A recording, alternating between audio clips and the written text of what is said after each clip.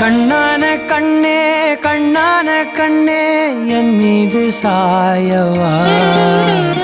புண்ணான நெற்றை பொன்னான கையால் பூ போல நீவவா நீ தூங்கும் போது முன்னெற்றி மீது முத்தங்கள் வைக்கணும் போர்வைகள் போர்த்தி போகாமல் தாழ்த்தி நான் காவல் காக்கணும் எல்லோரும் தூங்கும் நேரம்